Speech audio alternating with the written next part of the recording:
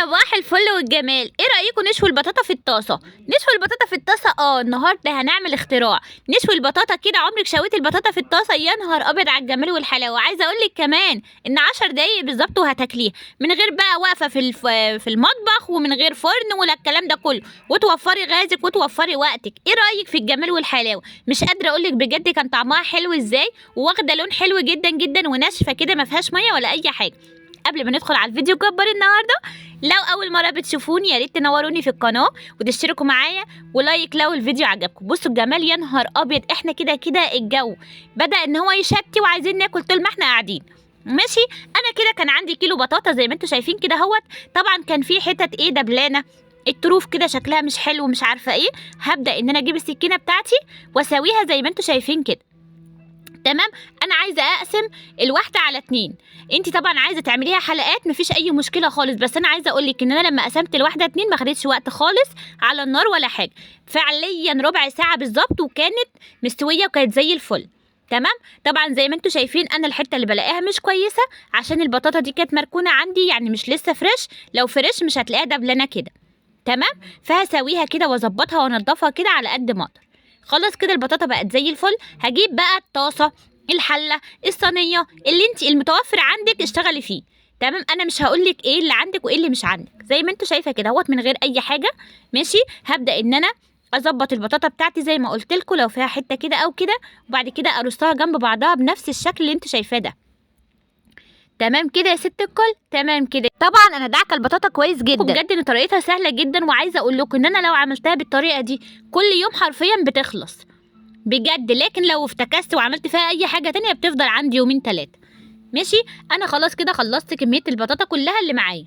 تركية حلوة جدا، وهي معلقتين من السكر زي ما انتوا شايفين كده اهوت. ماشي. المعلقتين من السكر دول عليهم ما يعادل بالظبط، هي اقل من ربع كوبايه ميه. بصوا يا دوبك حاجه بسيطه خالص فعلا، 4 معالق ولا حاجه. وهكمرها كويس جدا بالفويل. عايزه اقول لكم ان ورقه الفويل دي بتسهل لك ان هي تستوي معاكي بسرعه جدا، وما تاخدش وقت على البوتاجاز ولا حاجه، وبجد بتطلعها لك حلوه قوي. تمام. طبعا مش متوفر عندك الفويل حطي غطا، بس اهم حاجه الغطا يكون محبك. ومفيش بالظبط 12 دقيقه يا جماعه بفتح عليها لقيتها بالعظمه دي. استوت معايا تماما بجد. ورقه الفويل كانت كاتماها طبعا، مفيش اي بخار طالع ولا اي حاجه. مش قادره اقول لكم كانت حلوه ازاي وناشفه كده. عارفين بطاطا العربيه؟ شبه بطاطا العربيه جدا. اللون والريحه يا جماعه مش قادره اقول لكم كانت قلبه الدنيا بجد. حرفيا السكر لما كرمل تحت اداها لون وتركيه حلوه جدا جدا.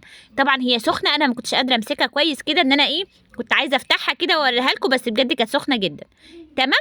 اطلعها بقى كده في الطبق بتاع التقديم على طول. ماشي. بجد الطريقه يا جماعه لو جربتيها ان شاء الله يعني تريحي نفسك شويه.